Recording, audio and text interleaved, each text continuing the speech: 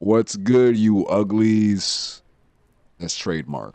Anyway, I am not Diggy Dog, and today we're talking about the Nintendo Switch 2 again. After my first video, you should go watch that, by the way, where I do a full in-depth discussion about the Nintendo Switch, and it has more editing.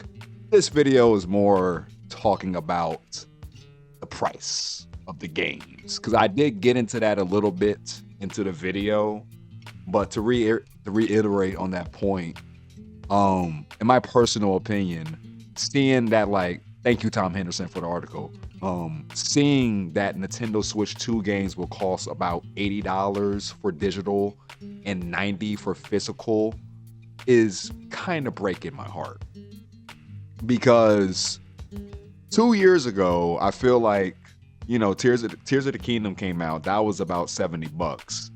And even then, I was like, Jesus Christ. I mean, it's Zelda and it was Tears of the Kingdom, but like, I was like, darn, that is a very expensive price.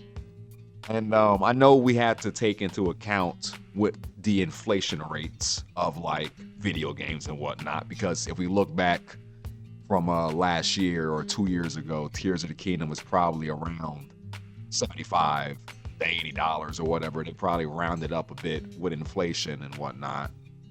But still, I feel like not even just Nintendo, all video game companies are now going to start pushing the price limits for the consumers very, very above what the consumers can actually pay for it. And because I did some research actually, apparently, according to this New York Times article, I'm about to pull up real quick. But yes, according to the New York Times article, one could argue that our wages has increased since 2019, which it has, and that we should be able to afford it. But however, I feel like a lot of our wages are not really matching up with the inflation rate right now. I feel like at this moment. But I'm not that smart on economics or whatnot. Apparently, it might be or whatever. But still, I still feel like $80 to up to $90 for physical is a very, very, very, very predatory practice. And I seen a lot of people defend it on like Reddit and whatnot, and on social media, like not from like hardcore Nintendo people, just regular people too, who just like who can also see that like a lot of things are up nowadays, so it's going to be expensive. That's just the logical thing of like the video game industry. But still, if you look back at Nintendo, and even though if you go back to the prices of like a Game Boy Advance or like a Nintendo Wii from like 2006, it's about like $300 now, or like $500, $400. It's about as much as it costs now. I don't know. I guess it felt cheaper back in the day, right? It just doesn't feel right to have this amount of pay for like all these video games. Same with like the upgrades and stuff. Like you have to pay like, what was it, like excuse me, it was like 55 USD dollars, according to my calculations, that like you have to pay to like to upgrade your like Switch 1 game to like Switch 2 capability for certain games and whatnot. Added on with the steep price of the console, which is like $450, excuse me. Um, it's a very, very expensive console. Like, you got to put in the pro controllers that are probably going to be like 60 to 70.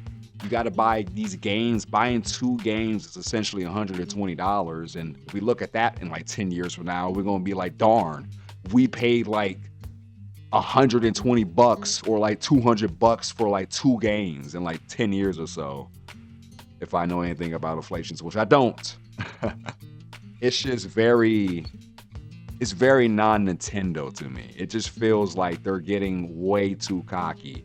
And I always say to like my viewers when I talk to anything on any channel or any opinion, you should vote with your wallet, not vote with your wallet. You should think with your wallet, not think with your knee-jerk reaction to go buy the console.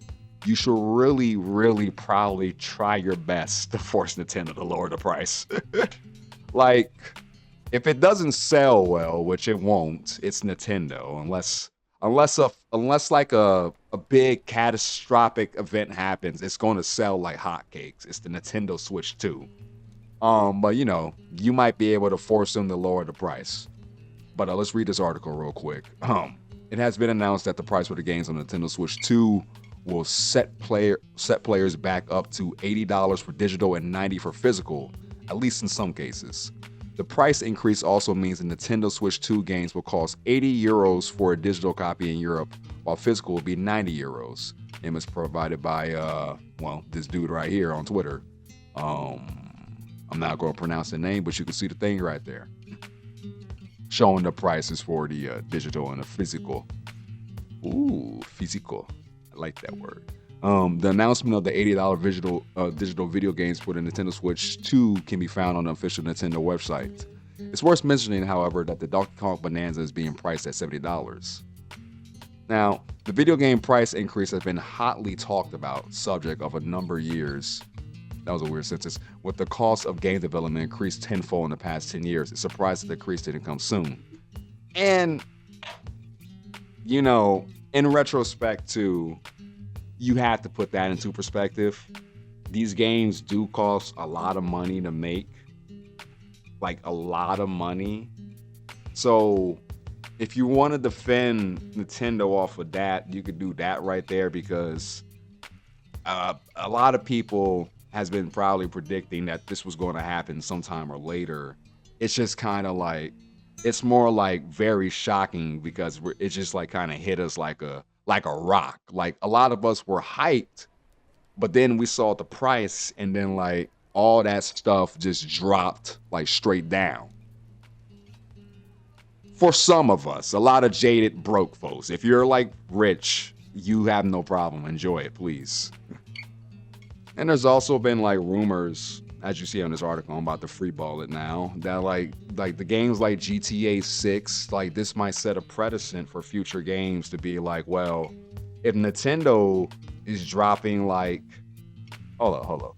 Never mind, I was right. But anyway, still like freaking 80 for digital, 90 for physical.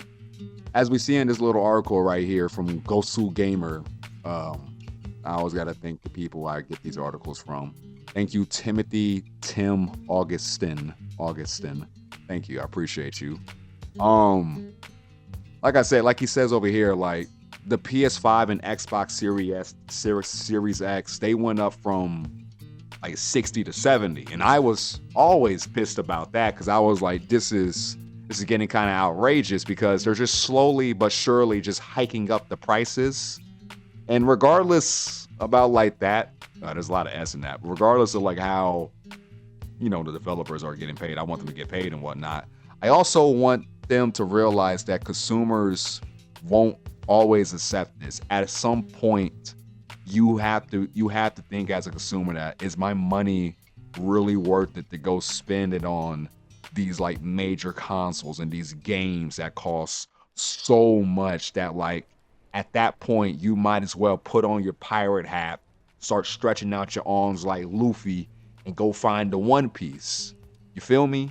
Like, at that point, why are you trying to like do it the legit way when the legit way is so expensive? And like a lot of people are saying, and why a lot of people are angry, and myself included, with righteous critical anger, is that this might set a precedent, like I was saying earlier, for future games. Because at this point, Rockstar might as well release GTA 6 for $100. Hell, Mike, make it $150 for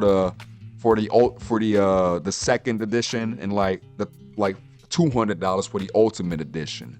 At this point, you might as well discharge it so high, because if we as consumers continue to buy this stuff, they will continue to hike the price. So what I'm saying is, for the love of God, please think with your head, think with your wallets. Don't just immediately buy stuff. Really think about the things you are consuming before you consume it.